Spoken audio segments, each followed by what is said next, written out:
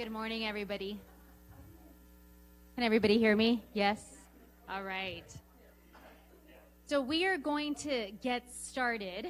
My name is Monique Limón. I'm the Assembly Member for the 37th Assembly District, and I'm happy to convene our Assembly Select Committee on the Nonprofit Sector. With me today, we have Assemblymember Todd Gloria from San Diego, and we also have representatives here from Assemblymember Laura Friedman's office, from Assemblymember Holden's office, from Assemblymember Chow's office as well.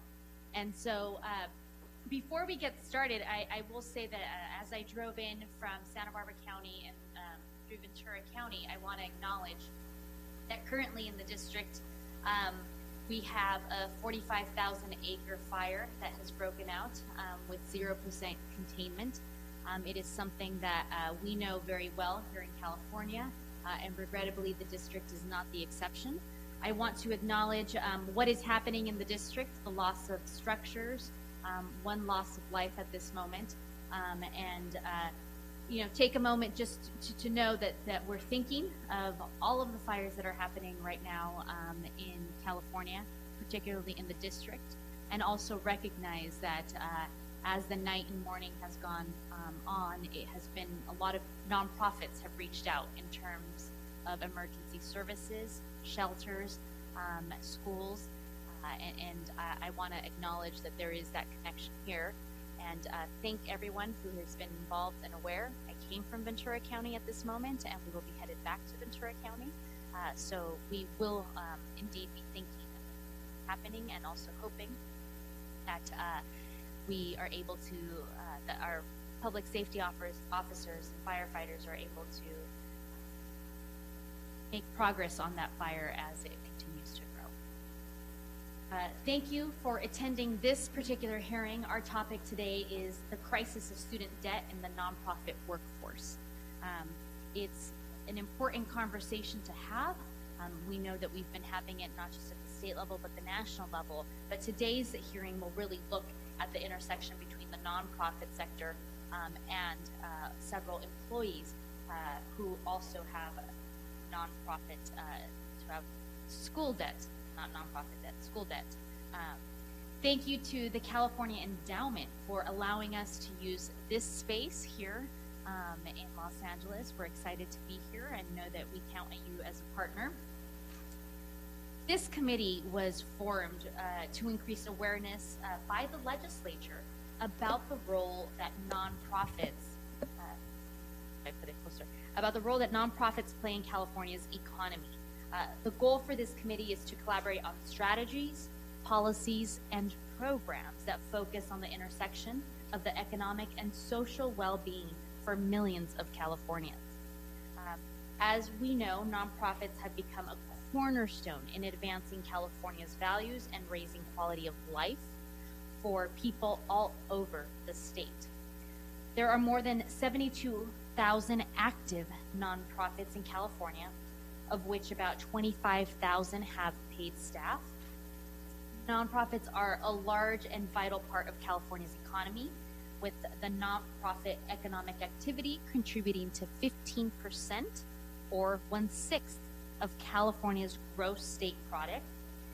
Nonprofits generate approximately $208 billion in annual revenue and hold $328 billion in assets. Nearly 1 million people in the state are employed by nonprofits, accounting for 6% of this total state employment. And we know that 1 out of 16 California jobs are in the nonprofit sector. Everyone in this room has been touched or is giving of themselves to important work that the nonprofits play in our community.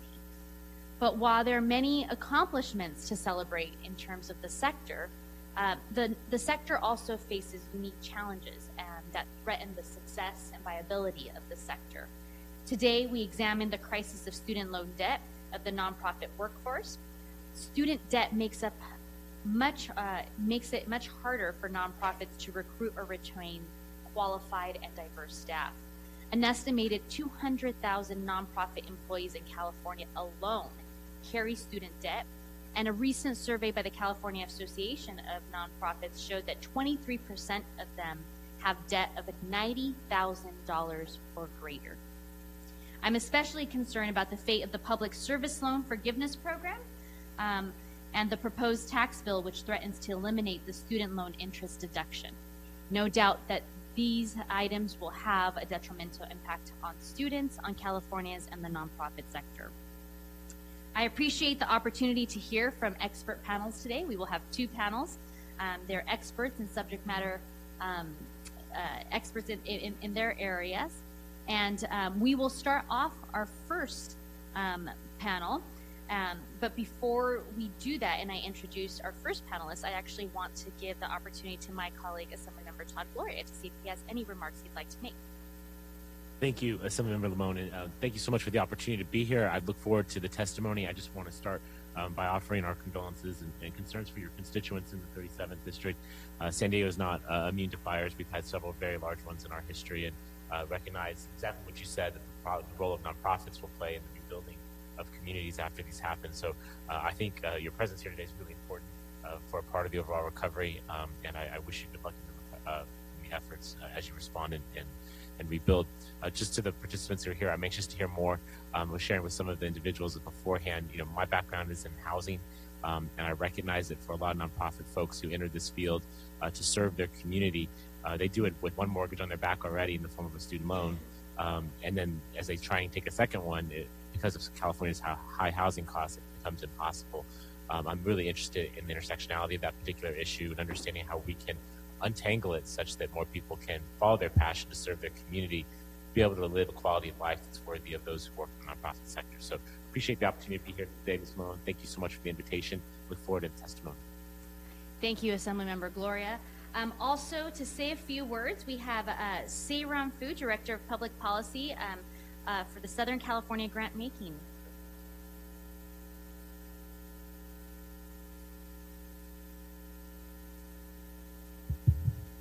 Good morning, Madam Chair and members. It's our absolute pleasure at Southern California Grant Makers to work with the committee to bring this hearing today to Los Angeles and at the California Endowment Center for Healthy Communities. Southern California Grant Makers is the leadership hub for foundations in 8 counties across Southern California.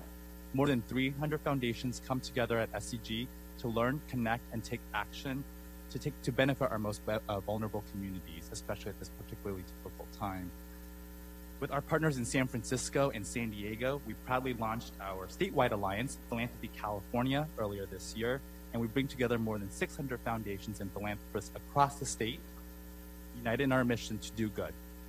I would be remiss if I didn't acknowledge Carla Mercado on our staff and the California Endowment's event staff who helped to convert this space today into a hearing space, as well as our board member, Bill Vargas at the Weingart Foundation. We so look forward to today's hearing and to the committee's work in the subject area on student debt and more, and warmly welcome you to Los Angeles. Thank you. Thank you. And now I'd like to welcome our first panelist. We have Patrick Burke, Program Officer for the Career Readiness Department of the ECMC Foundation. We also have with us Jan Matsuoka, Chief Executive Officer of the California Association of Nonprofits, and Yanin Sanachai, Staff Attorney for Asian Americans Advancing Justice, who are here to present our first panel. So I will have the first panel is going to talk about how student loan debt affects the nonprofit workforce. So I will let you all begin the conversation. Thank you for convening this committee.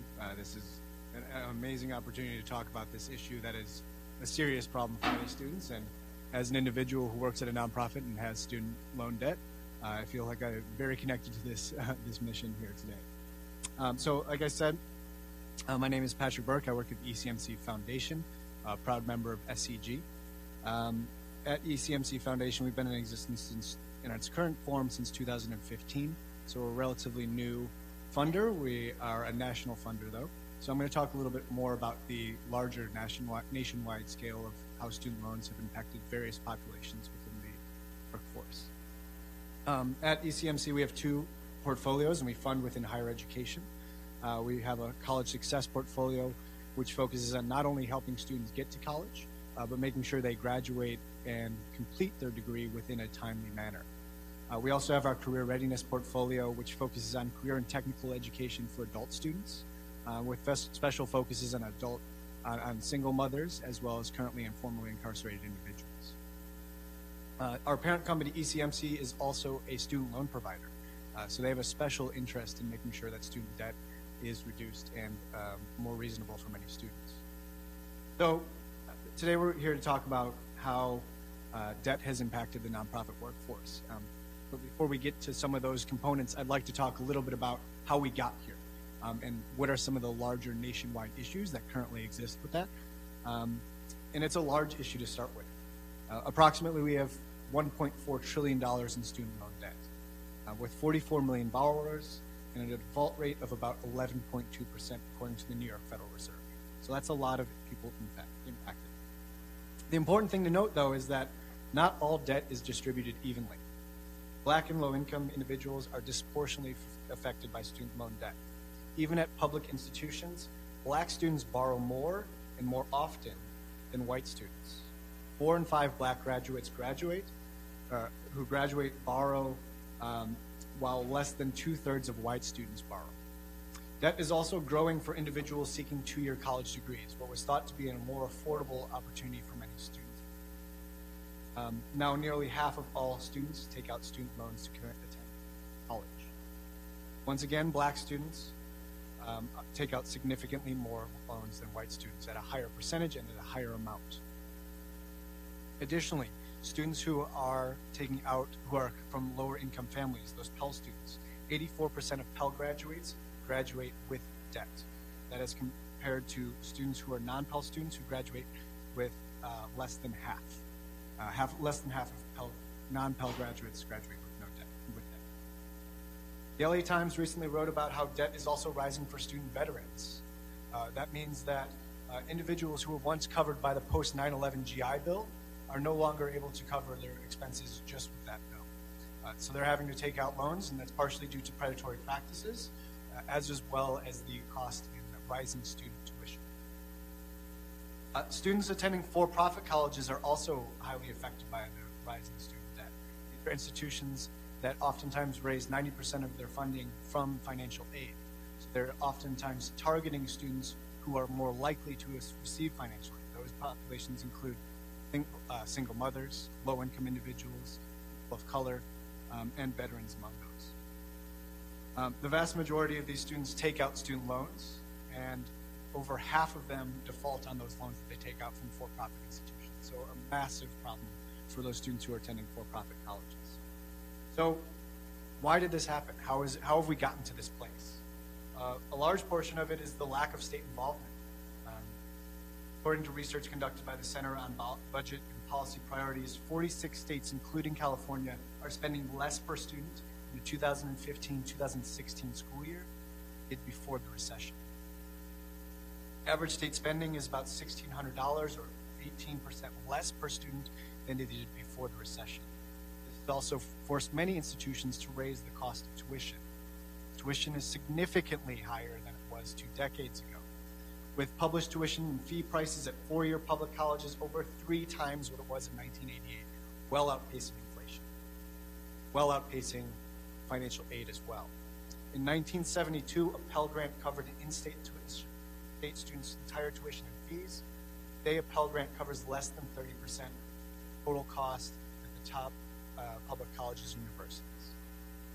States, in many ways, have now pushed the cost of college onto the universities, who have now passed that bill along to the students, and now students are incurring larger and larger portions. Another significant issue for us that we see in a lot of our work that we're able to support is the time to completion. The National Student Clearinghouse, who are essentially the folks who look at all graduates across the United States, have found that only 7.4% of associate's degree-seeking students at public institutions received a degree within 2 years. Their average time to completion was approximately 5.6 years for a 2-year. At a 4-year institution, only 10% were completing it. A similar time of about 5.6 years. Thought that was bad. At for-profits, the average time to completion was about 9 years for a 4-year degree. So what all that means is the more time in school means the more debt that you're incurring. Taking more courses, and that's really having a significant impact. So what are we in philanthropy doing? Well, we're investing in a lot of amazing nonprofits who are trying to curb this massive crisis that's happening to many students. We invest in programs like 1 Million Degrees, an organization that has wraparound services and advising to help students complete the degree within a timely manner. OMD has advisors to ensure that you are taking the right courses at community college that transfer, to ensure your completion of your associates, that you can transfer to a 4-year and make sure that you're doing it in those set times. We also support the National College Access Network, an organization that provides resources to guidance counselors to make sure they are using the best practices when advising students on school choice. Helping a student find the school they like, but not only one they can afford and is financially viable, is super key when students are looking for that institution that they can afford it. It's not only just the place that feels right to them when they walk on that campus. We also invest in the Public Policy Institute of California. We recently funded a study that determines effective community college pathways and to assess the viability of stackable credentials. For example, if a student enters as a medical assistant, can that student stack on credits or stack on credentials all the way up to a nurse practitioner? So can they go from that low-paying $15,000 job as a medical assistant to a 6-figure position as an RN? And while this is a really interesting idea and can be very transformational for many students, it's currently not being exploited into the possibility that it could.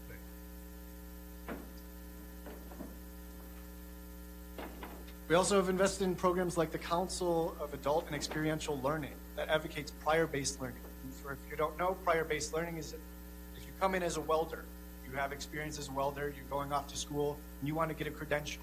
Well, that institution can give you credit for your work as a welder that you've already had experience in. It seems to make sense. You can help that student graduate with less debt because they can complete that education faster. We're also supporting IHEP, the Institute for Higher Education Policy, and they're currently working with states, California could be one of them, that essentially is working with those states to find those students who are only a few credits away from completion. Maybe it's a gym credit, maybe they didn't pay a fee, maybe they went to an associate's degree program, didn't finish, but they transferred to a 4-year degree, and now they're actually able to confer that associate's degree level for that student. While it may seem small that just conferring an associate's degree, it can make a huge difference in wages, and higher wages means the more likelihood of that student being able to pay off that debt. So all of this work has made us really passionate about a few things, and one of those is funding accredited credit-bearing courses. This means that a student, if they were to transfer or have to leave for any reason, their coursework comes with them. It's not only once they show up to school and they transfer, those credits go nowhere. These are schools and institutions and organizations that all are going to have pathways and transferable credits that those students can take those credits. If you think back to the ITT situation, many of those students who had been in school for 3, 4, 5, 6 years, nursing program, showed up one day and their school was closed. Those credits meant nothing. Oftentimes their Pell eligibility was gone. So for those students, they'd have to go back to school, take out more loans without that additional aid. So what does this all mean for the nonprofit section? I said I'd get back to it. And I know some of my other panelists will talk a little bit more in depth, but I can talk a little bit about my experience, and I used to work in direct service as well. And worked with many students who felt the pressure of finding a high-paying job after college. I worked with tons of students who felt that, I really wanted to work in education or community organizing or public health, but there just wasn't the high-paying job. And whether those perceptions were correct or not, that's what they perceived. They often got shifted into majors like business or marketing, which are great careers, but if you're not passionate about those, can be very challenging. The students ended up taking more time in those schools, having to go back to take a course a few times, incurring more debt. Also, the think tank Demos has found that students with loan debt report lower levels of satisfaction when they initially enter the workforce. These are folks who are caring a lot about what they do, but they're also burdened with this additional, like you said, that additional mortgage that they already come with. Now, I've worked in nonprofits. ever since I graduated from undergrad, and it's great work, but I also know it's very challenging. I think we should make it as easy as possible for people who are truly on the front lines trying to make that positive change in our communities. By adding debt to that is not making it easier for them. Patrick. Very much. Those comments just made me so happy that I'm not about to go into college. So, so thank you. So thank you very much, Assemblymember Limón and members of this committee. And the creation of this committee, as all of you know, is really a historic milestone for the nonprofit community and the recognition by the legislature. I'm Jan Masoka. I'm the CEO of the California Association of Nonprofits. We say Cal Nonprofits for short. We're a state alliance of more than 10,000 nonprofit organizations serving as kind of a chamber of commerce for the nonprofit sector as a whole. And so we kind of advocate for an economic and regulatory climate that helps nonprofits do the best jobs they can serving their communities. And in addition, through our social enterprise, we also provide health insurance to just under 20,000 nonprofit employees. So as you know, nonprofits are hidden in plain sight. As nonprofits, we're churches, we're job training organizations, we're civil rights lawyers, we're soup kitchens, we're preschools, we're research institutions, and we're foundations like the California Endowment, who's hosting us here today. We're the Girl Scouts, we're Sesame Street, we're the Latino Community Foundation, and we're Wikipedia. So we're very grateful to this committee for recognizing the economic and social importance of the nonprofit community, and we look forward to continuing to work with you.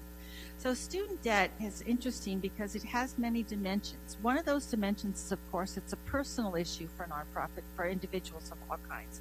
And as you just mentioned, that both the percentage of college graduates and community college graduates that have significant student debt has gone up enormously. And in particular, graduate students borrow an additional $41,000 typically in addition to their undergraduate debt. But student debt is also a management challenge for nonprofit organizations of all kinds. As you mentioned, Assemblymember, 1 in 16 California workers works for a nonprofit organization. And of these, we estimate that there are 160,000 California nonprofit employees with student debt. It's also an issue, of course, for public policy because nonprofits intersect with the student debt issue at many different points. Many colleges and universities, of course, are nonprofit organizations. And I appreciate your pointing out that some of the worst abuses in student debt have come from the for-profit colleges, and that in fact has been a reason why there has been attempts at federal legislation to take federal student debt away from the for-profit institutions. Hundreds of nonprofits raise funds, scholarship funds for individuals to make it possible for them to go to college at all,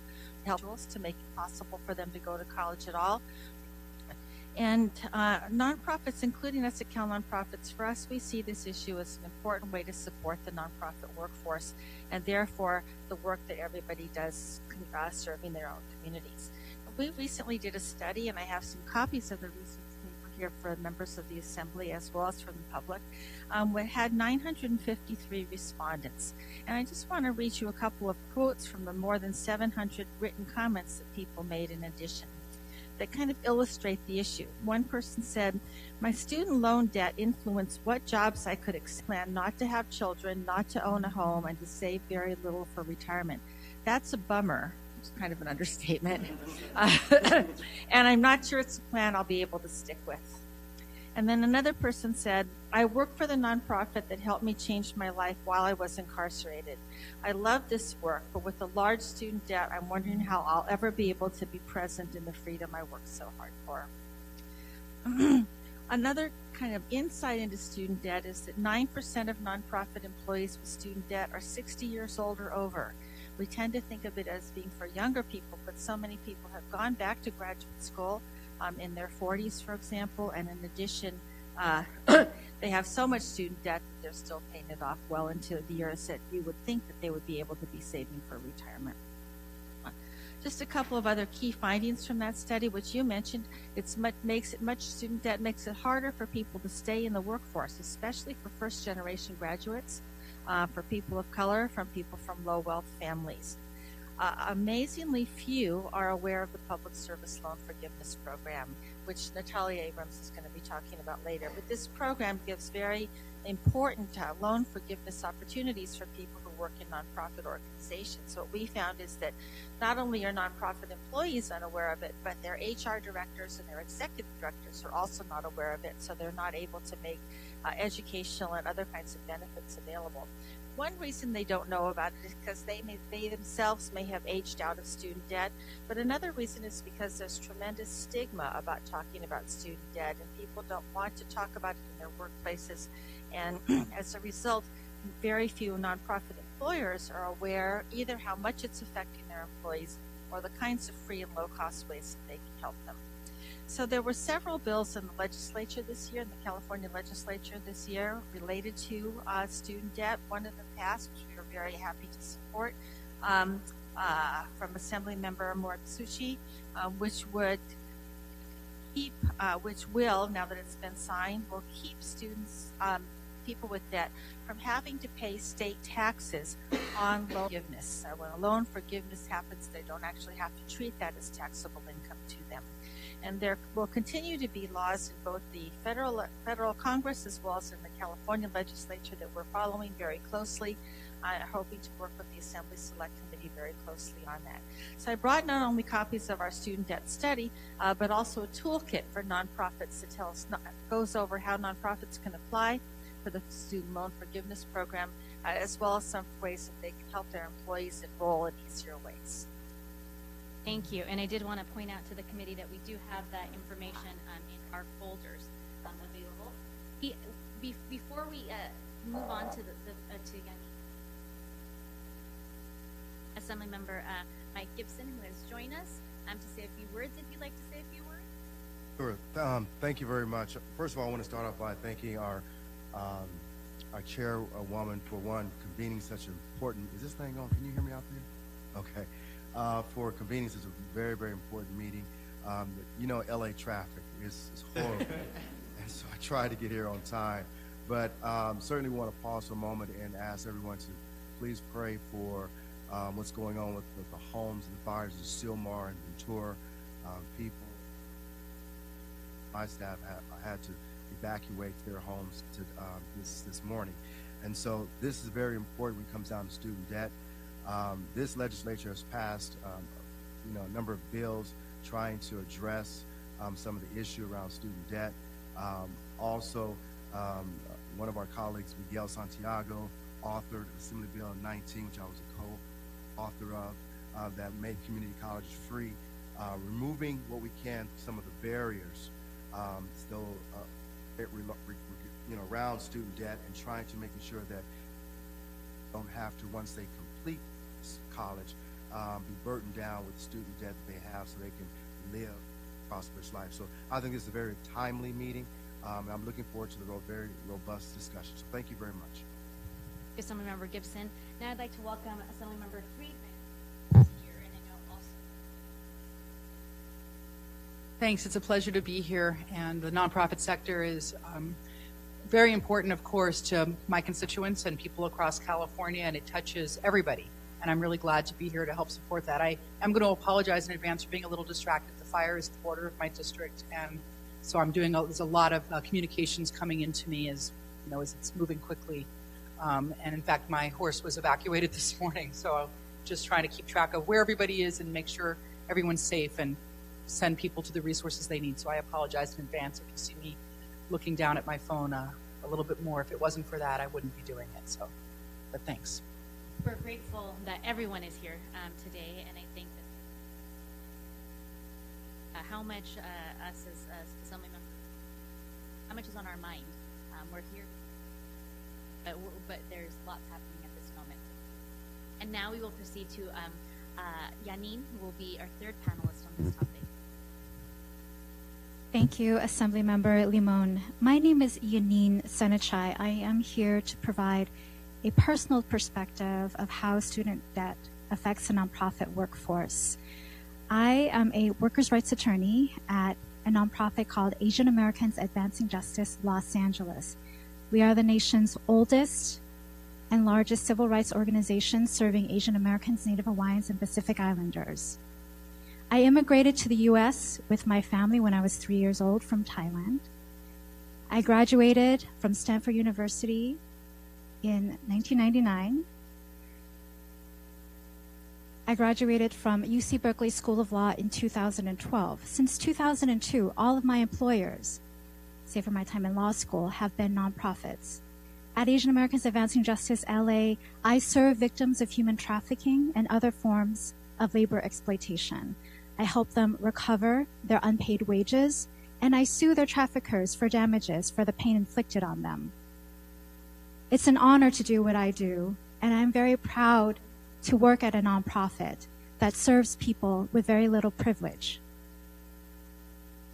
Many of my friends and colleagues will sometimes say, well, they shudder when I tell them what my salary is. I'm actually pretty proud of my salary. Our development office works very hard to pay what we can earn. And I'm grateful for the generosity of foundations that fund public interest lawyers. I'm very proud of my salary, and I understand that I actually have more economic security and privilege than the people that I serve. But let me tell you about the ways that our student debt impacts me and my friends in the public interest workforce. We delay decisions to get married because our partners will assume responsibility for the debt.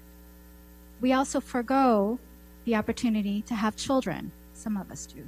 Those of us don't decide to drop out.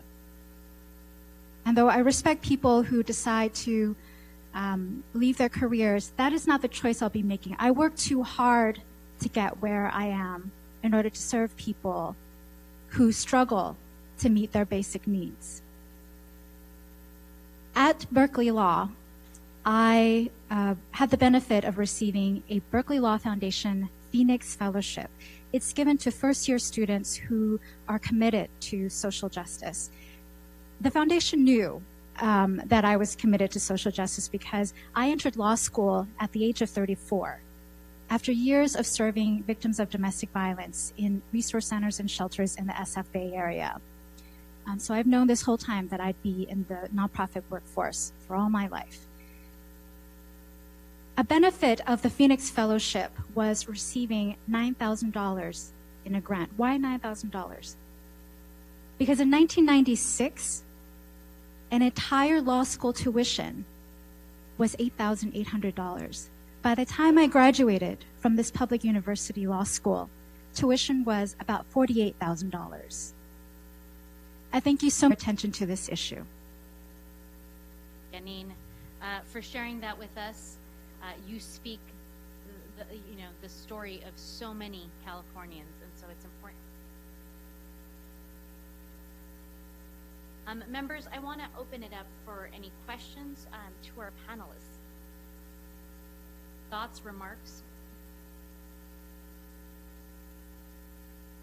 I'll go ahead and start. We've identified, I think, the magnitude of the problem here in California. What was it? 1,000 nonprofit employees with student debt. What are your thoughts? I mean, actually, Patrick, you started to talk about some thoughts in terms of what the state, what questions you pose to the state, what the state can do on this particular topic. Are there other thoughts as we sit here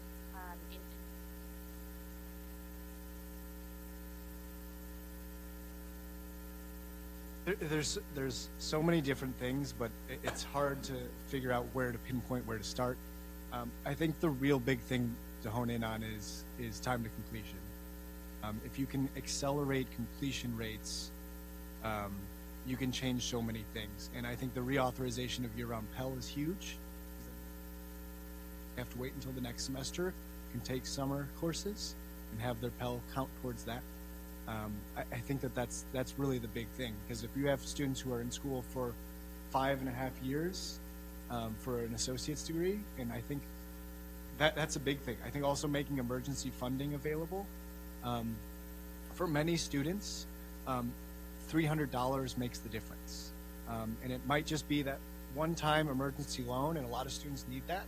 And if they can have that one-time emergency loan, that's all it takes to get them to completion. That's the difference between a student graduating with a four-year bachelor's degree and a student dropping out with a lot of debt and nothing to show for it. So emergency, the other thing I'll mention is... Good. Okay. We're writing them down. We are writing them down. The other Time thing degree, to do, emergency funding, yeah, investment in higher ed options. yes, the other thing would be to simplify financial aid forms. And simplifying them across institutions. Many students, when they receive what their grant info is, they don't know if this is a non-subsidized loan or if this is a subsidized loan. Many students don't even know if it's a grant or a loan. And that's because different schools have different ways that they communicate with them. If you're a student who has very little social capital, neither your parents went to college, you're first generation, you're looking at this document and it looks like, well, this is what they said. This looks similar. I guess these are all grants. And odds are they're probably not. So simplifying the financial aid process for many students. I had to work with some certain students when I was working in direct service and helping them fill out that financial aid form. I don't know if you all have children who filled out that FAFSA form. I would encourage it if you haven't done it. Just do it for fun. It's not fun. But try it because it's something that's really challenging. And if imagine if you're an ESL parent, you have to fill out those forms. Luck. And there's not a lot of resources for those. I do know that form is a federal form. Yes. And perhaps the state can think about, I mean, there's also the state forms, for example, the BOG, Yes. right? And perhaps thinking about the role of the state. Any other thoughts? Couple I want to add, just a couple. One, of course, is the importance of people in the legislature helping to keep our public colleges and universities as affordable as possible, both in terms of tuitions and terms of books, which are just, the combination just makes it impossible for so many students. We also support better and stronger oversight on the lenders, student debt lenders, because there have been abuses in the industry where people have been kind of oversold loans, the same way that people were oversold mortgages just prior to the housing crisis. And then there are some small tweaks that would also be helpful. So, for example, right now, a person who declares bankruptcy, all of their debts can be folded out through the bankruptcy, but not student debt. That loan actually is preserved through bankruptcy. So there's some small ways, for example, that could help people by allowing that to be included in a bank. I just want to echo the call to keep our public universities affordable. I think the jewel of California is our great public education. Our community colleges are amazing. Our UCs are amazing. So whatever you can do to make that possible would be great. If I may just comment, I want to certainly thank the panelists for just putting kind of a face and some stories behind this. You know, politics is very personal stuff, but when it comes to money and debt and things of that nature, I think we're taught or told not to talk about these things necessarily in public. I know that, Jan, one of the materials you passed out, the anonymous survey, that's a recommendation to get a sense from workers what they have, and I realize why that would be necessary, because there's some, whatever reason, shame or stigma. I get it, even the emotion. I think illustrate why this hearing is really important, if for no other reason than lifting up the issue. But I think it's extremely important. At the quote of the bummer is symptomatic of that, right? I mean, it's far more than a bummer, but it's how we're supposed to soft pedal this and maybe excuse the continued way that we're going when we really shouldn't, right? And I appreciate the comments of everyone with regard to the delays in life choices, because oftentimes this becomes about dollars and cents, which of course that it is, but particularly when it comes to our housing crisis, you know, it worries me intensely when you have a generation of folks who don't move out of the home, which may be an old world tradition, but it certainly hasn't been our culture's tradition, and what that means, additionally delaying marriage, delaying childbirth.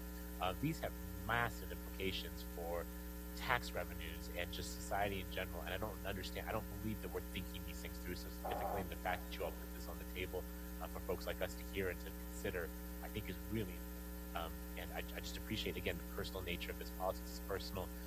You put it out there, and I'm grateful for that.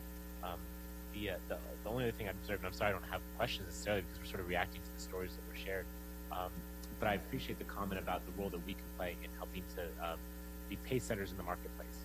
As legislators, as representatives of the state of California, obviously we help oversee a huge segment of the higher education market. And Jan, I think you said, but you also as well, about what we can do to hold down those costs. I think the legislature, along with the governor, have tried in certain ways. We can certainly continue to try or try harder. And I would hope that the private sector would take some of those market signals and act accordingly. They may not, but that's certainly not an excuse for us not to continue to try. I hope you continue to stay in touch with how we can work on this. Again, my concern with this particular issue is it's nothing you talk about in my company, but all of us are dealing with it. And the more we can talk about it, the more we can figure it out. I think the silver lining in all this is a man-made problem or a person-made problem, a human problem. This is something we've constructed ourselves, which means we can fix it, right? And that's the nature of today's hearing. So thank you for your comments and for sharing your stories. Limón, if I may, if you need a soundbite, students who incur a debt are less likely to buy homes. Yeah. Oh, absolutely. Significantly so. How can you qualify, right? You couldn't. Yeah. You get a third mortgage. I mean, I said after your, well, maybe a fourth after your bachelor's, your graduate degree, then the first and the second one. I mean,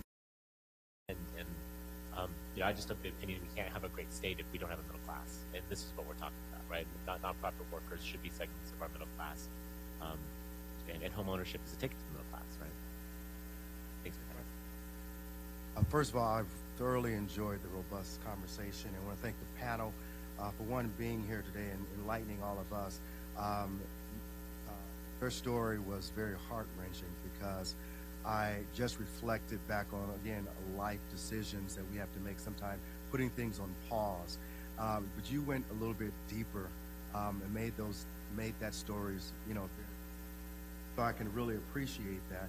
This body, specifically the Democratic Caucus, have been certainly holding institutions feet to the fire and doing everything that we can to making sure that we hold them accountable, even to the point where making sure that we focus on California students and not the out-of-state students. That was something that we conducted hearings when I was the chair of JLAC. Did the first audit that exposed a number of different nuances that, of course, the governor and the legislature did not know.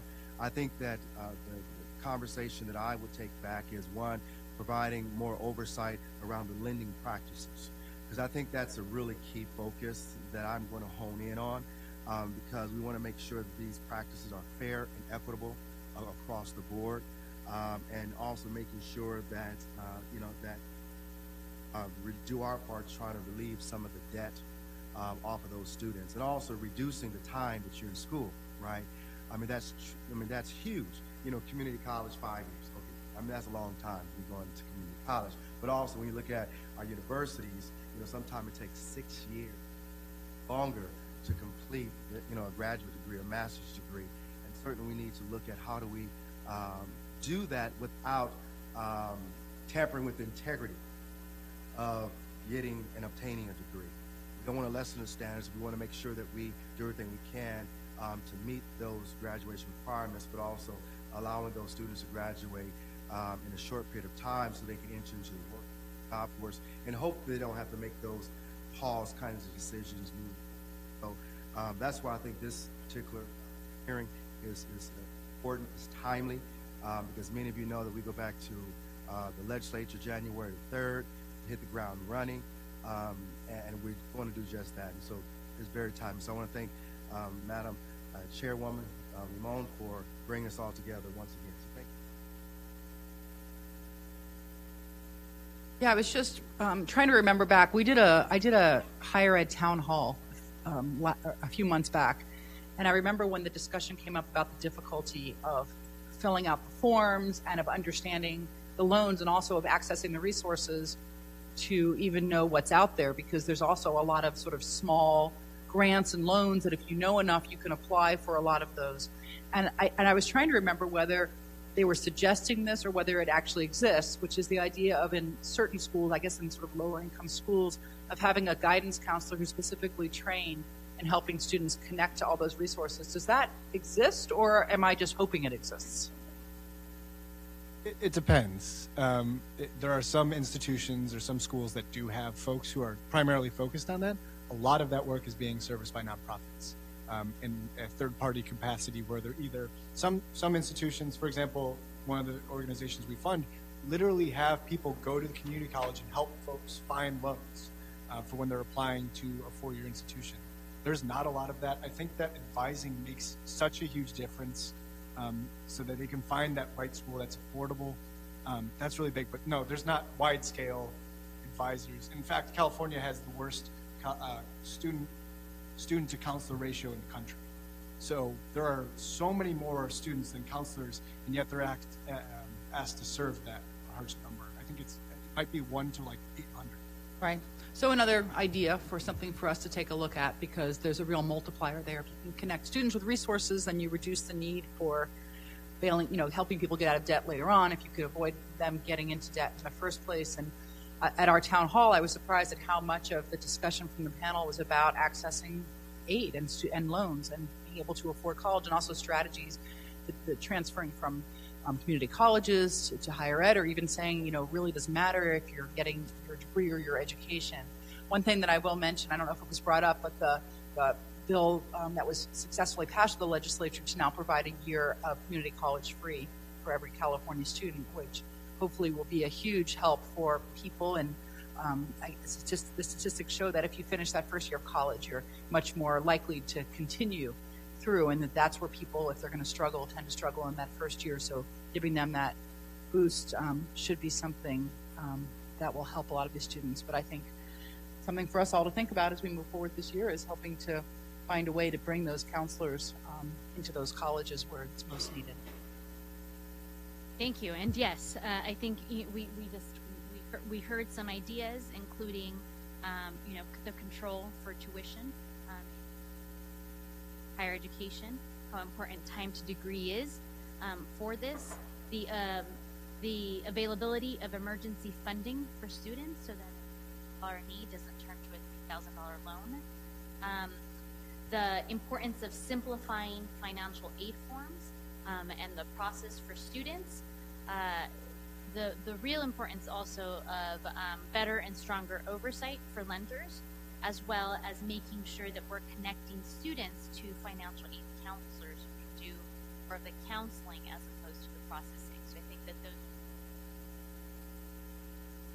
Thank you all for participating in this panel. I'd now like to welcome our second panel up to the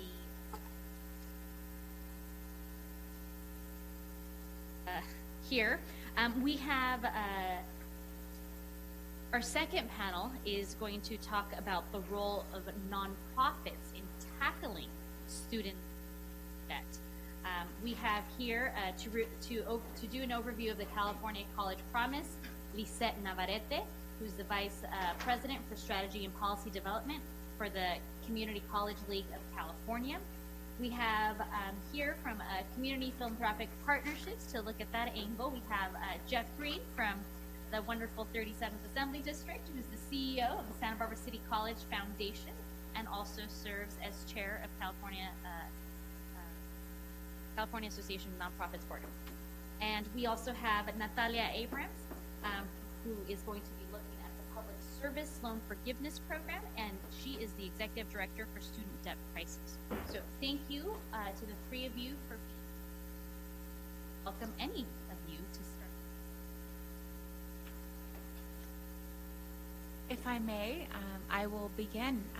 Good morning. My name is Lizette.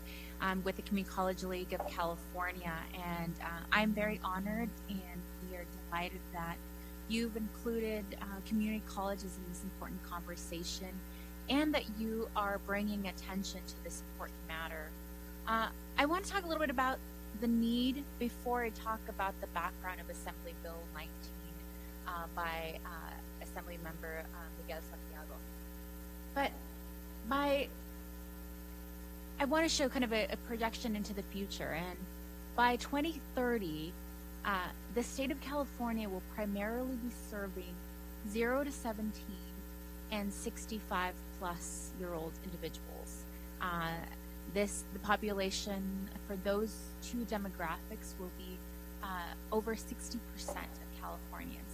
So if you think of who's left That is everyone in the middle. That is everyone that's in college right now, going through K-12. And they are going to have to be well educated and prepared to essentially foot the bill for California. And that is something that we think in education we think about every day. We have to ensure that everyone that is in that demographic that will be left in California is prepared and has all the resources. And that includes being able to go and make the choice to go into the nonprofit sector, similar to organizations like the Community College League of California. If you look at housing, one of the prior panelists mentioned this important fact. You want to increase home ownership, give them college. Over 60% of homeowners are college graduates. So that's one of the biggest correlators in housing. Give them college, give them an opportunity not only to enrich their life through greater knowledge, but the opportunity to advance their economic well-being. But yes, the legislature did make a lot of key strides this last session in looking at affordability and also access and success. They approved a bill, Assembly Bill 19, that is known as the California College Promise in many ways, and has been described by the media as the free tuition bill.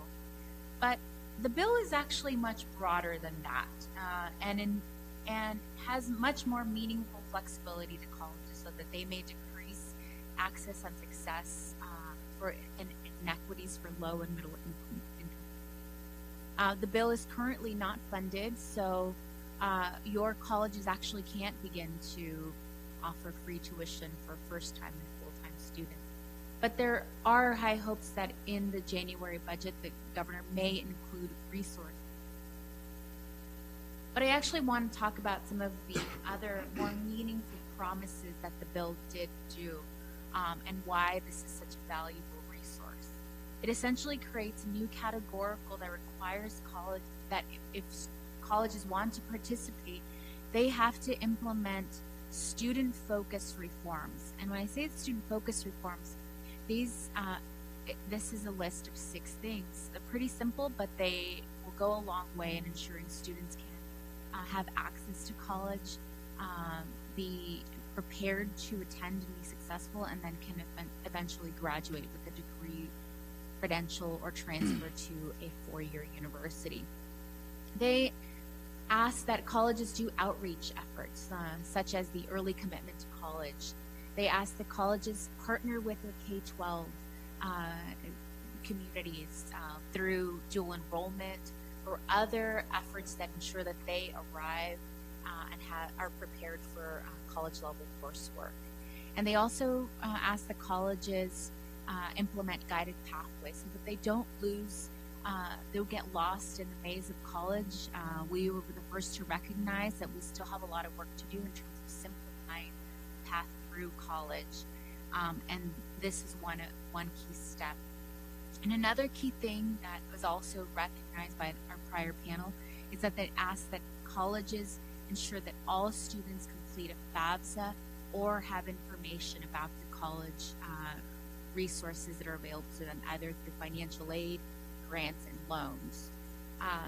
These are student-centered and meaningful reforms that really do encompass everything that should be in a promise. So the AB 19 does allow colleges, once funded, will allow colleges to waive tuition for first-time, full-time students. Why did we focus on full-time students? We know that time is of the essence, and students have the opportunity to be able to complete. That is one key sign that they would be successful. So we want to ensure that they're from the get-go, that students are told that taking 12 units or more is really the best option for their future. But a college can also focus on students that are low income. They can use some of the resources that have become available to them to waive tuition for higher income students that are attending full-time, first-time. but they can also use other resources within that categorical program or that grant to focus on some of the other true costs of college, like books, housing, transportation, all the things that we know are impacting students and preventing from completing their college degree. And that is something that we value. It's a flexibility that we believe was very wise to be included in this bill. If you look at a handout that was provided here, it's Beyond Tuition, you'll see that California, despite what you may see in national news, we actually are the leader in free tuition across the country.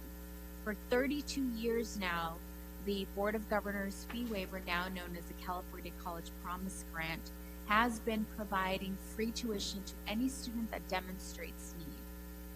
I will repeat that. For 32 years, we have provided free tuition and free college to students that demonstrate any need. To date, we have served 5.2 million students. If you look at the Tennessee Promise, one that has been highlighted across the nation, they actually only serve 14,000 students. That's one of my medium-sized colleges. Every year, we serve over 1 million students, providing them free tuition, and the state has made an annual investment of $800 million. This is what the state does every year. Why? Because we value college. And so with the addition of AB 19, which adds additional flexibilities to focus on some of the reforms that a college can implement, that investment that California is making is valuable, and that students can come out at the end of the day with a degree, we're well on our way. But our role in nonprofits is continuing. We have to continue to advocate for these types of policy efforts, leadership, and knowledge about the real costs that are affecting college attainment levels. And we also have to continue to partner with organizations across the state to ensure that we protect valuable resources, such as the public service loan forgiveness, which is under attack currently.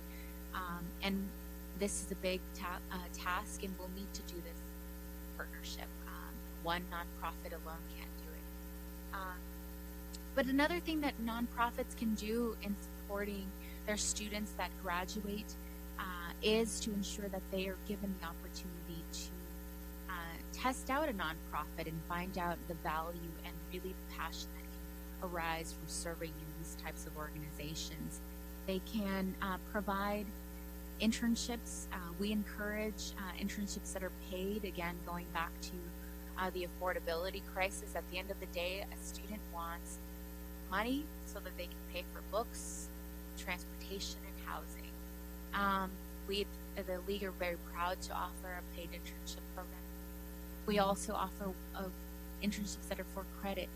We do this so that students can have the opportunity to serve in nonprofits. And we also do this because it's one of the ways that we can ensure that service in nonprofit can be reflective of California, can be diverse. That is another thing that was also touched upon earlier, but nonprofit leadership is often not very diverse because of the limited choice that our diverse students have in terms of being able to take on unpaid opportunities or lower. Of our students in community colleges alone are older, so they are coming out of it with a degree, but oftentimes with a family, a mortgage cost. So anything that can be done to ensure that. And then the other one I touched upon earlier, it's we encourage partnerships and advocacy. Advocacy is a key role that nonprofits can play, whether it's at the local level, ensuring that there is knowledge and services provided to our communities and it's reflective of their local need, or if it's at the state level, ensuring that we engage with our legislative leaders and help them understand and enhance the knowledge of what our students need. But again, we are very thankful that you're bringing attention to this. Again, we provided this information. We also left an Assembly Bill 19 FAQ that really highlights the value and potential that this new bill will bring to our state. Thank you. Thank you, and I know that that's really helpful because my guess is that throughout our district, we're being asked what that means in terms of free community. And I think highlighting that California has been strong in our commitment for the last 32 years by free community college tuition.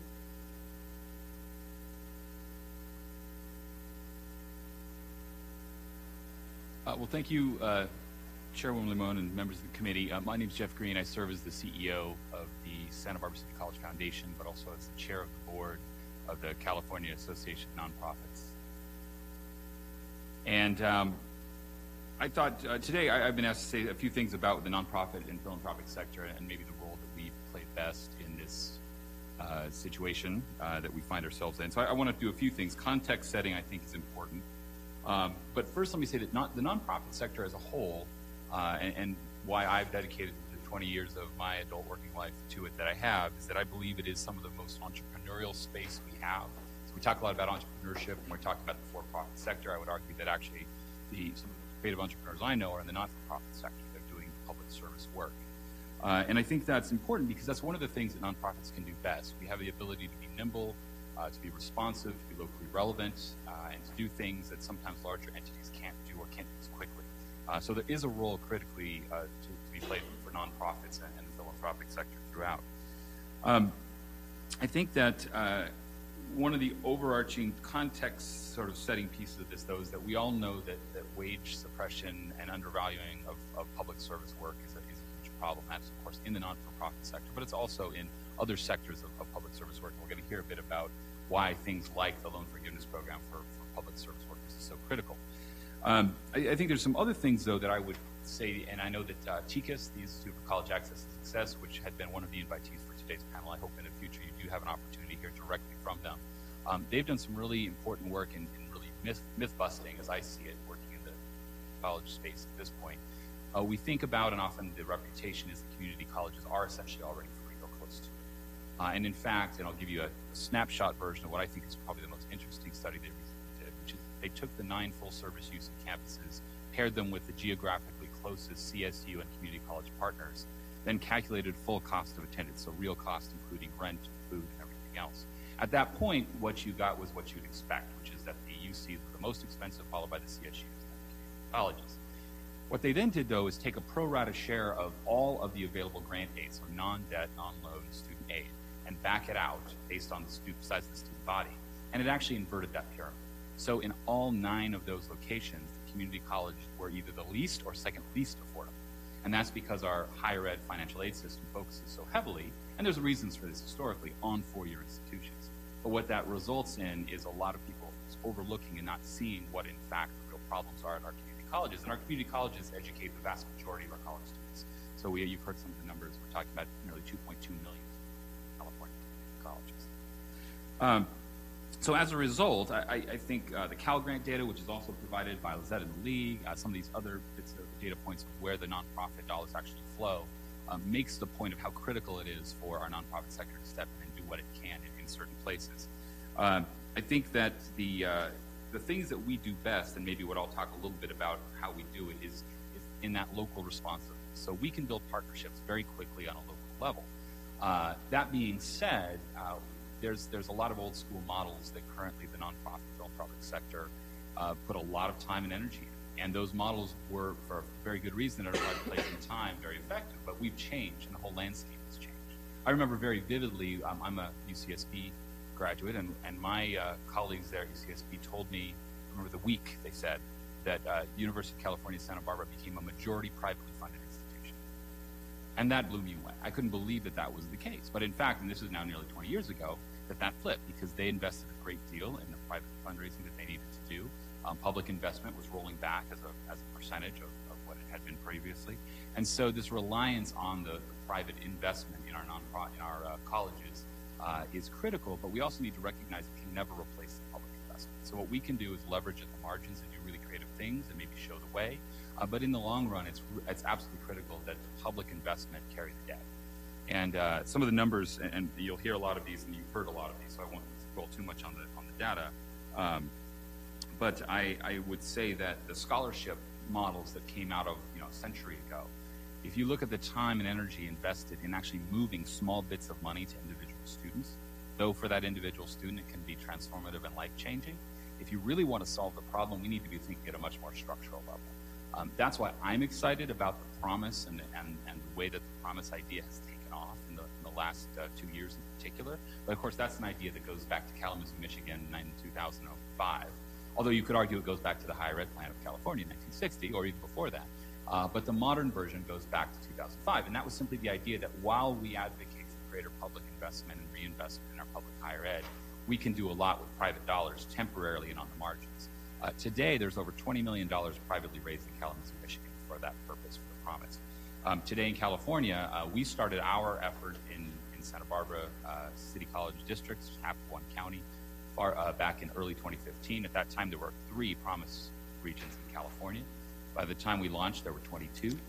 As of last month, there were 54. So the momentum is in the right direction, and that's a very good thing. But again, it doesn't replace the public investment. I want to give actually a very specific local example. You have a copy of what the SBCC promise is. And it's important to note, as Ms. Navarrete did, that the BOG waiver, now known as California Promise Grant, is in fact being called legitimately the cornerstone of these efforts. It is the biggest investment outside of just the core investment in the operation of our colleges. But in Santa Barbara, what we did is try to say, well, what is the actual need? How do you demonstrate it? We did our research and came up with 3 things. The research was clear. Invest in early enrollment or immediate enrollment post-secondary graduation. Invest in pathways support, and that, of course, is taking off right now in the state, thanks to some of the work you've done and your colleagues have done, our chancellor's office and others. And invest in removing those barriers immediately and completely. And so that's something that has made it really apparent to us that doing something big and bold was the best way to try a new experiment in how can we do this. So what we did is we decided to raise privately all of the dollars that would backfill anything that was not done by the BOG fee waiver, now the California Promise Grant. The numbers, and I think it's unfortunate that Assemblymember Friedman left because I wanted to say something about AB 19 and how it is framed around community college. Because what she heard in her district is exactly what we're hearing too. And so I think it's an important small step toward actually making community college fully free and accessible, but it is not that. And we need to be clear in our language that this is not free community college for all, because it's not. What it is in our cohort, I want to give you the dollars specifically, so this is something I can speak to specifically. In Santa Barbara City College, we have 1,625 students in the Promise program, which is now just 1 year and a half old. So we have our first full cohort. It's a 2-year offer of completely paid hard costs. So what it is all books, all fees, all tuition that any student needs for 2 years. So the Board of Governors fee waiver, California Promise Grant, does a big chunk of that, but the lion's share is still done by private dollars. And even if AB 19 is fully funded and implemented, it would only make about a 10% cut in that. So it is important because that's real money, but it is by no means the majority of what is actually needed by students. And we know because of California's good job at keeping fees low, lowest in the 50 states for community colleges, the biggest barrier, that's a barrier, especially for students in poverty, but really the next biggest barrier is fees, is supplies, equipment, everything that goes with those programs. That's whether it's an academic, CTE, or another certificate program. So we're actually putting $2.3 million in private money annually into our funds. On top of that, the Board of Governors fee waiver does almost $1.5 million for that same cohort. So BOG waiver $1.5 million, private dollars $2.3 to get to that goal of completely, quote unquote, free community college. But even then, of course, we know it's not free because we're funding. So I think context and relative size and scale of the challenge is an important piece of this. In closing, I'll just say a few things. The other context setting that I think is important is looking at what philanthropy can and can't do. Many of you are familiar with Giving USA, the annual survey of private philanthropy in the United States. $390 billion given last year, according to that study. Of that, 72% is by individuals. So by and large, the greatest share is individual philanthropy. I think that's where our greatest opportunity is. But I want to say that corporate partnerships, things that nonprofits can do, public-private partnerships, oftentimes there's an additional benefit. It's not just the dollars, it's the leveraging of those reputations and that investment and that caring by major recognized community entities that the nonprofits can actually leverage into the philanthropic space. About 15% of that $390 billion goes into education. We as a country invest a lot in philanthropy, but just about 15% is higher ed. By the way, that's the largest share, second largest share of that entire pie, and the largest share is into religious organizations. The lessons for me from all of this is that we need to change our models. I think that the promise is probably the most exciting thing I see right now of a structural solution. So it goes beyond individual book grants and scholarships. But individual book grants and scholarships are critical unless and until we actually fully fund the cost of college. 100 years ago, this was having a conversation. Charges of elitism, charges of what do I need that for, charges of who's going to invest in all of those things have came back around, and that was an agricultural economy moving into an industrial age. Now we're in an industrial age moving into an information and service economy. So the same thing goes on, and I think the community colleges in many ways are one of those places that we can open the doors to all folks no matter what path they want to take. The conditional funding of programs, I want to also just say a word of caution there. Funding, the less restrictive and the more open and the more it trusts what the institutions that are receiving the funding do best, the more efficient those institutions can be. So cost of doing business, this has everything to do with overhead administration of regions better. And finally, use us as partners for what we can do best, which is again that sort of experimentation, that leveraging of public support. We often can be that manifestation of what a community loves about its local educational system. And then that way we can partner, but in no way can we replace the public investment in our higher education system. Okay, thank you. And I want to welcome Cecilia Aguiar-Curry, Assembly Member from Winters, California, who traveled the furthest to be here today. Thank you very much, Assemblymember Aguiar-Curry. LAX. Oh. Try to be calm. Did you want to say anything before? No, I came in late, so I just preferred to listen. And now we will have our third panelist, Natalia Abrams, talk to us just a little bit about that crisis. Yes. Thank you, Madam Chair and select members of the committee for being here to discuss this crucial issue to the nonprofit workforce and frankly all Californians facing student debt. Okay. My voice is going with these winds. I also want to just thank you for splitting your time with everything going on. My name is Natalia Abrams, as you mentioned. We're a grassroots nonprofit 501c4 advocacy organization for higher education. In addition to our advocacy work, we've also worked a lot in the education in terms of educating our over 1 million members on the complexities of student loans. There's been a lot of conversation today about the FAFSA form, but once students graduate and become borrowers, they do not know about the available repayment programs and public service loan forgiveness that's offered to them. In fact, there's about 5 million people in income-driven repayment programs of the 45 million borrowers. And we know that more than half of them are suffering. So today I'm going to talk about the Public Service Loan Forgiveness Program. I'm going to give you a little taste of what we actually do in our webinars and presentations for our members to kind of show how complex it is. I'm going to do some federal legislative updates on HEA and the current tax bill, and then of course talk about how this all interacts with the California nonprofit workforce. So as Jan and many have mentioned, we have 160,000 nonprofit employees who could take public service loan forgiveness. To date, about 17% do. So this, we definitely need to tell more. This does not include government workers or other types of non-profit work, other types of work that qualifies. And the GAO predicts that more than 25% of the workforce nationally could apply for the Public Service Loan Forgiveness Program. Many of these borrowers, if not most, also can apply for income-driven repayment programs. And as you'll see as I walk you through it, these two programs together maximize the benefit that borrowers can receive when working in public service. And remarkably, just so many people don't know. So the Public Service Loan Forgiveness Program was created in 2007. It's a 10-year program, 120 payments, which means that only this October 1st was the first recipients. This year, it's less than 500 people. Part of that is because we did not switch to the direct loan only system until 2010 under President Obama. After that point, all loans are direct loans, and you'll see why that matters in a moment. And so we expect a large windfall in 2020. I would hate to see the legs and get started.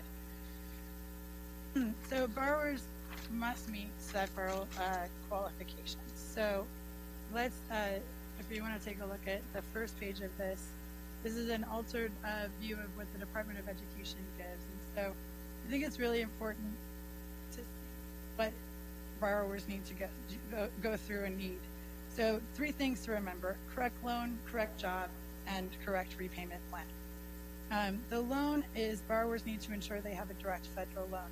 This would seem simple, but if you look to page 2, we have all of the different direct loans that qualify. But if you had a loan before 2010, you probably, like myself, had an older FFEL loan, Federal Family Education Loan Program. Those loans do not qualify for public service loan forgiveness. One would have to consolidate to a direct loan. This has caused so much confusion. I talk to borrowers weekly that think they're about to get forgiveness, and they find out that because 10 years ago, it was only 18% of the loans were direct loans. So we have this setup going on right now where people think they'll qualify, and they find out they have, in fact, the wrong federal loan. So that's the first step. The next step is that they want to make sure they have the correct job, and does their employer qualify? We are a nonprofit, but we are a C4. C4s don't qualify. C3s do. And so some of this, it's always great at the beginning to check. And the Department of Education has provided an employee certification form that's to our members and supporters to apply every year. Therefore, if there's any inconsistency, job reclassification, they'll find out sooner than later. So there's a process for income-driven repayment application. We say do both at the same time.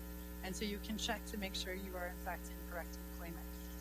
There's other not inconsistencies, but just ways you want to check. If you work for a church, all church work done not on the pulpit will count, but the ministry time on the pulpit won't. And so that's why you would want to do these forms. And so after the job, then we get into repayment. And people with federal loans can enroll in income-driven repayment plans. These are plans offered to both new and older borrowers. They range from 10 to 15%. But if you look at, I believe it's 3, which is a quick chart from, it's from IBR Info, which is actually from the Institute of College Access and Success. It shows the variety of programs, the variety of years in the programs. Without these programs, though, borrowers would have no option. So we need to improve them. So it's a income-based calculation on 10 to 15% of discretion paid over the course of 20 or 25 years. Public service loan forgiveness program is 10 years, so you can see that cuts their repayment time in half. So for borrowers that can't understand this chart or haven't attended one of our webinars or attended or read the Cal Nonprofits, student debt project, we recommend the repayment estimator from the Department of Education.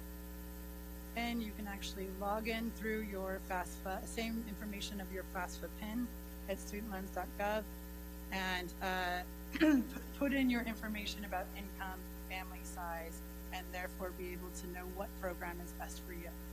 While we teach these programs, we're not financial counselors nor attorneys. Correct for each borrower. So with that, I provided you some a fact pattern.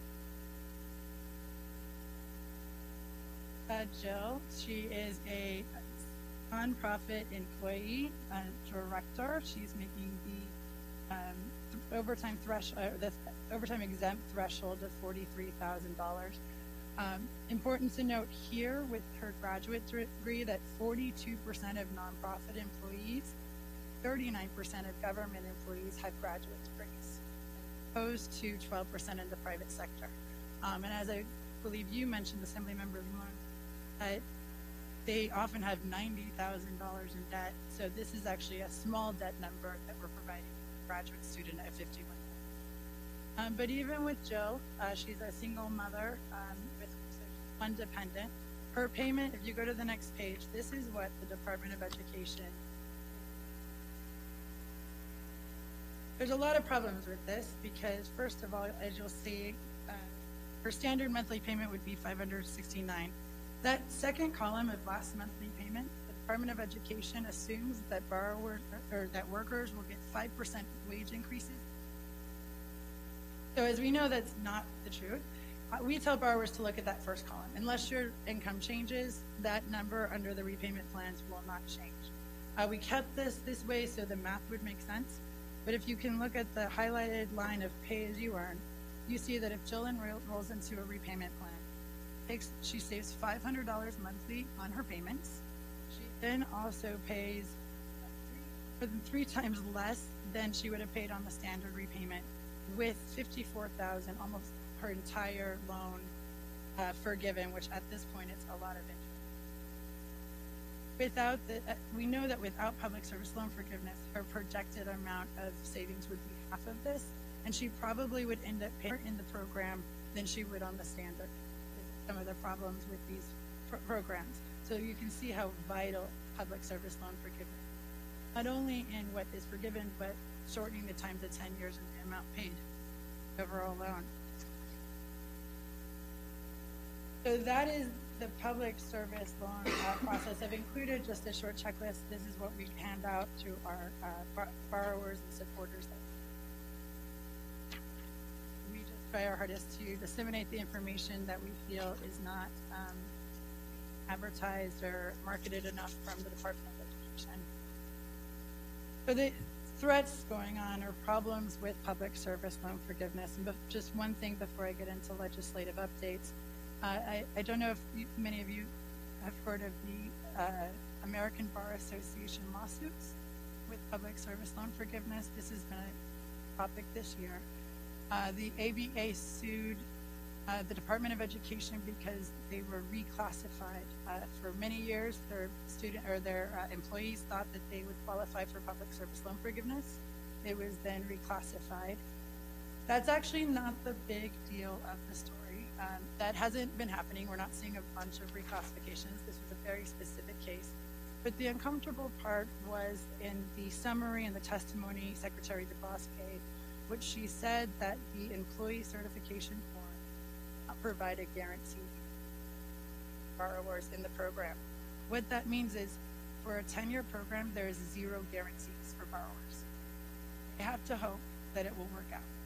And I always ask what lender or servicer would take a 10-year contract with the hope that they get paid out at the end. So we need to find some way, first of all, to make sure that people can not just qualify, but be accepted into the program until their 10 years are up. You technically only are accepted once you've done your 10 years. Also important to note, just back to this first thing, they say 120 payments, but you have to stay in your job until you get your check. So it's 10 years plus. And that's, another thing I'm very worried about coming up to this. So we do, with this employee certification,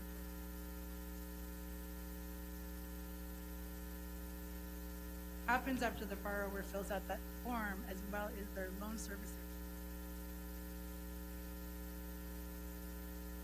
Problems with that too, where borrowers don't know the company and they don't realize that's their student process, and what is about to happen would be really helpful for student loan borrowers. But that's all of the Can I ask a question? Yeah, for sure. Before I forget, do they sell loans like banks sell mortgage loans? So with the older, from what I understand on that, I'm a little weak. From the older FFEL loans, those were student loan asset-backed securities, and there was some of that going on of the repackaging and selling during the FEL program. With the direct loan program, it's very interesting when you look at the payment estimator. You'll see that you're paying practically the same cost of your loan. You're paying the department back interest you've accrued from the department. Paying your own interest back. I mean, it gets a little ridiculous. We can have an IBR panel one day too, because that would be very helpful. It would be very helpful. First, we're sending over 100,000 messages to all members of Congress and the Senate because this severely threatens their student loan interest deduction of $2,500. That's significant for many borrowers. We had a borrower speak at a Speaker Pelosi event who talked about it was only $30 per month for her. However, that was the difference of her being able to turn on our heat in the winter time. We forget sometimes how much $30 can matter to a family of four. They also are talking about quite a hit to graduate students taxed on their tuition assistance. This could increase graduate students' tax bills by $400. So we really need to look out for this. The advocacy groups that's really been fighting for public service loan forgiveness and these repayment programs, we actually thought we kind of lucked out a little with the tax bill. The programs weren't going to be impacted until we saw HEA reauthorization is up next. I've included the Prospect Act in your handouts. With that, now we are talking about eliminating the income-based repayment programs down to one. Similar to older programs, that there would be no forgiveness for 25 to 30 years or until you paid off your debt.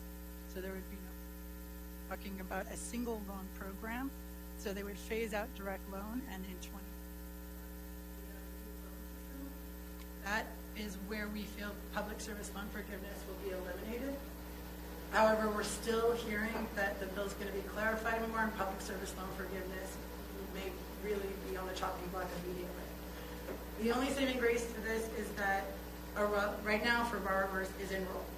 What we're hearing is people will be grandfathered in to their existing programs of income-based repayment and public service loan forgiveness.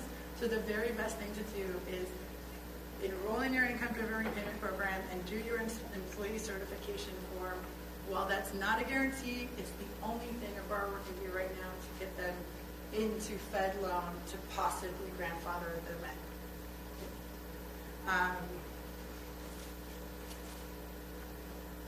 I'm just going to pause. We're just so nervous. So nervous that earlier this year with Rome, Wisconsin Now, a local Wisconsin group, and Higher Ed Not Debt in Washington, D.C., we started protectpslf.org. It is a website where borrowers can read stories of public service loan hopeful recipients and also get the information that I described to you today, including the employee certification forms, to make it easy for borrowers. So that leads me to kind of outcomes and where we can go from here. And, we at Student Debt Crisis feel that borrowers are not just citizens of this country, but they're citizens of the state. And the state has an obligation to protect students and borrowers, and for you all being here, I can see that you agree with that. And in light of recent changes at the Department of Education and the Consumer Financial Protection Bureau, it's important now than ever to bridge the gap. So we feel that education and notification is key. If all of these 160,000 nonprofit employees were notified that they may qualify for public service loan forgiveness, and were given something similar to the steps on how to do so, I think that could change the landscape drastically. Another thing is because borrowers are not complaining about their consumer complaints not being answered by the Department of Education or the Consumer Financial Protection Bureau in any time. A few months ago, the Consumer Financial Protection Bureau would respond in 48 hours. That is now changing. Some type of helpline or consumer complaint line, expanding the servicer bill and the borrower bill of rights to include more of that would be also incredibly helpful. We have done our work through a borrower outreach program. California Nonprofits has done a fantastic job with their project on student debt. But as you mentioned, we can't do this alone. And student nonprofits, we will keep doing this work until the Department of Education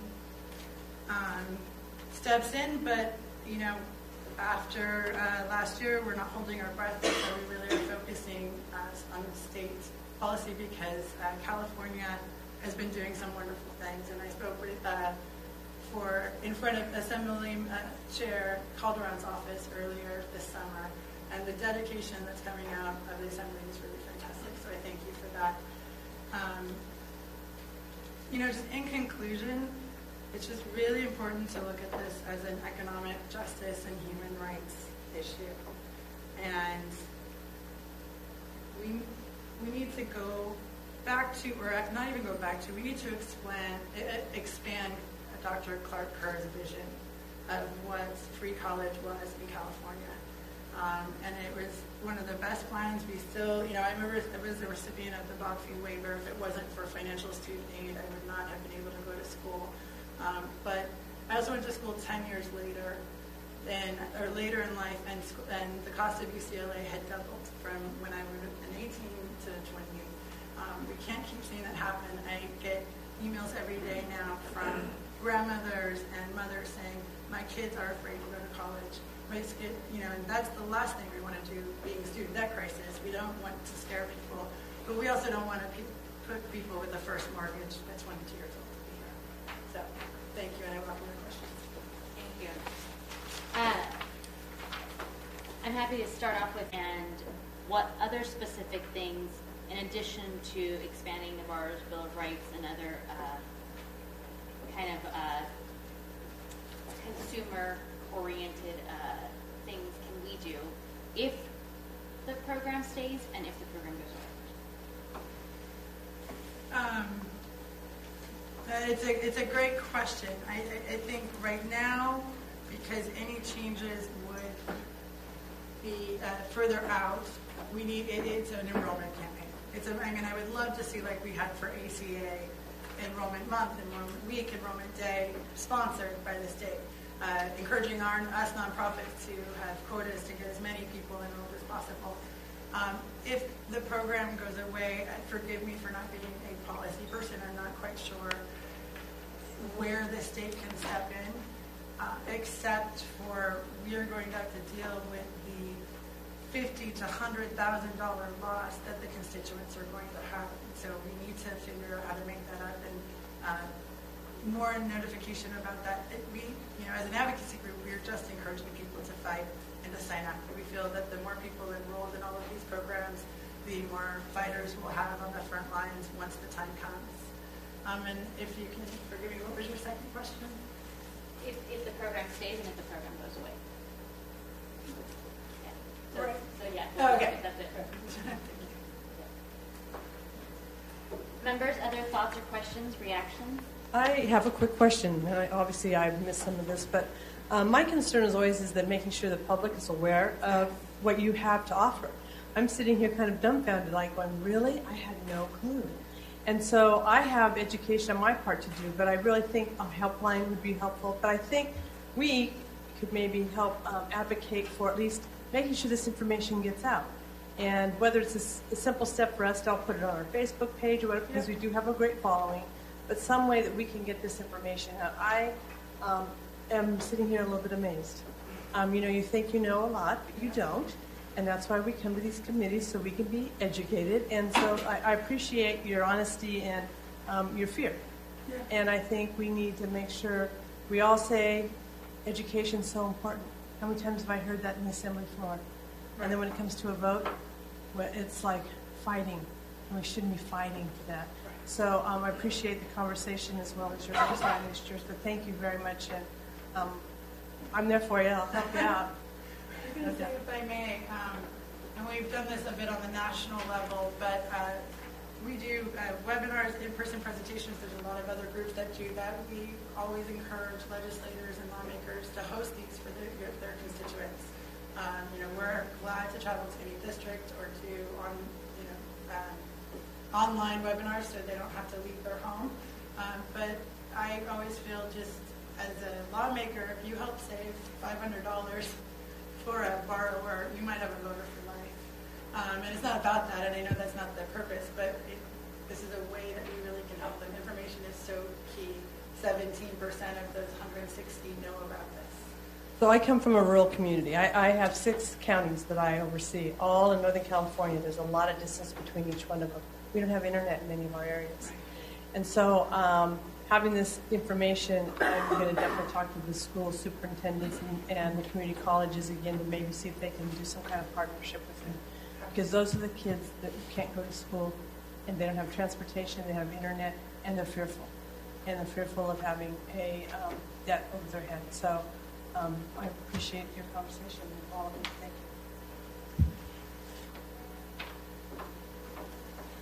you. All right. Any final thoughts from our panelists?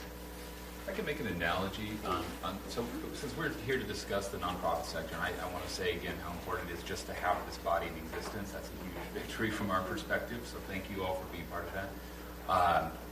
We long ago agreed in the United States that there's a value to public service, and the nonprofit organizations, in exchange for doing their good public work, were released from certain taxation and other responsibilities. And that was our agreement that there's a way to monetize what we believe the value of that is. I would extend that and make an analogy to the nonprofit workforce and the public service workforce and say that if we believe that about the organizations, we clearly believe that about the individuals doing the work. And in an era where we know that there's actually wage suppression rather than compensation for that, it's incumbent on all of us to do, the loan forgiveness program. In all honesty, it's a wonderful baby step toward what we really should have. And we all know the barriers, and you just heard about many of them. But I think that if we can get creative at the legislative level as well as the nonprofit sector about what we do to actually show, demonstrate, and monetize what we believe about the value of that public service, that's critical. We all know the budgets are value statements, they're moral documents. No matter what you say you believe, if it's not in the budget, you don't.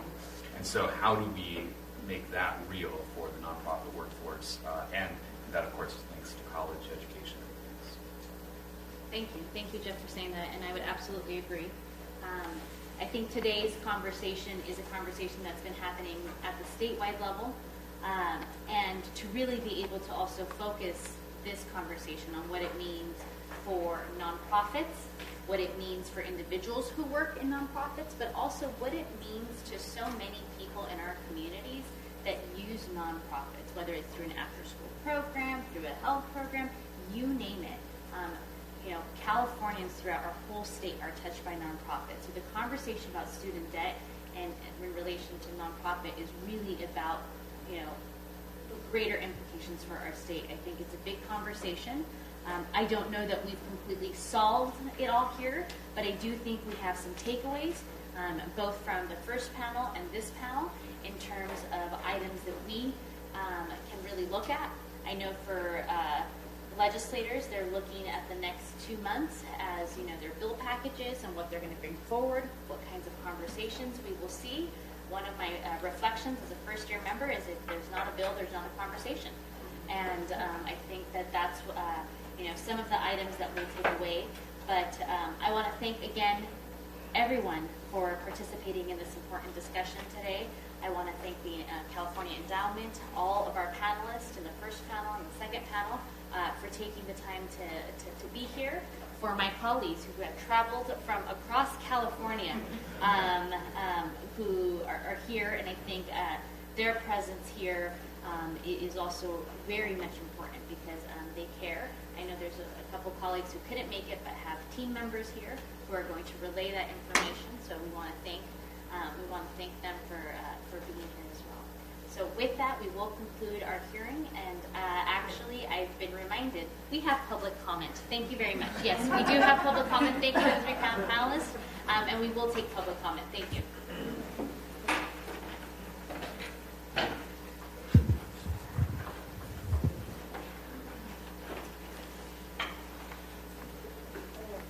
Do it without the glasses.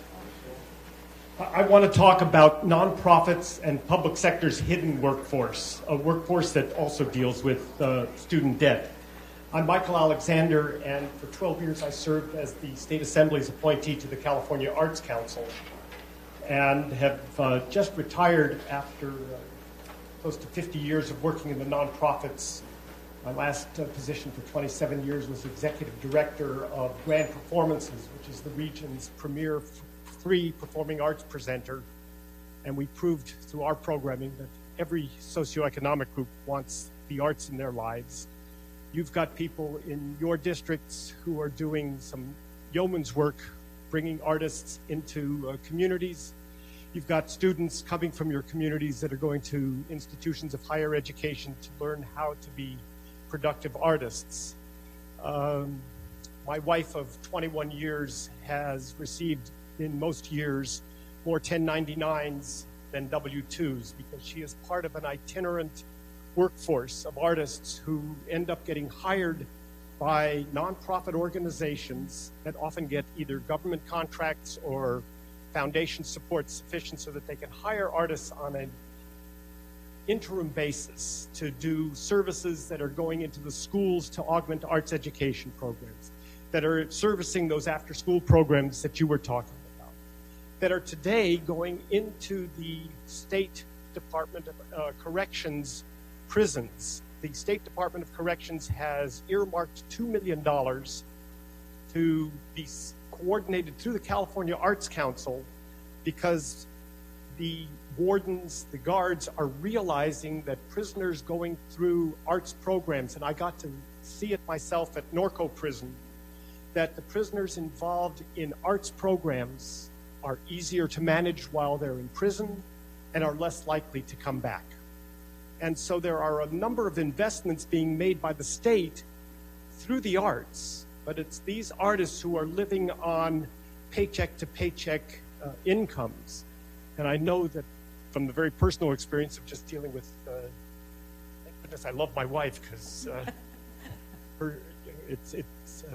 I see through her what so many artists are living like.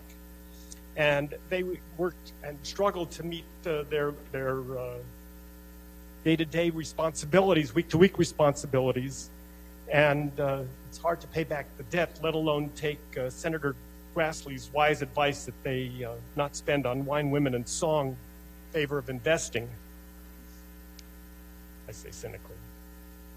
So I just urge you to also realize that in addition to the numbers that Jan was able to share, and I do serve on the board of the California Association of Nonprofits. I'm also on the board of the Californians for the Arts, and my high school's, LA High School's Harrison Trust, which is trying to help students get augmented experiences as well.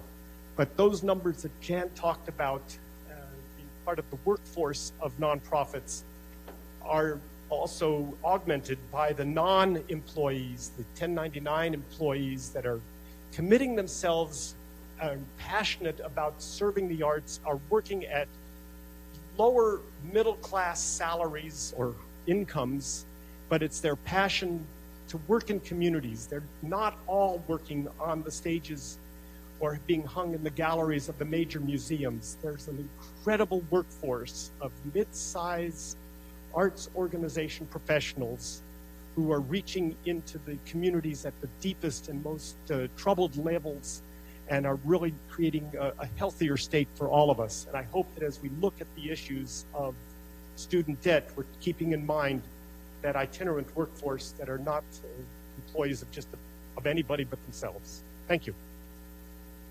Any other public comment?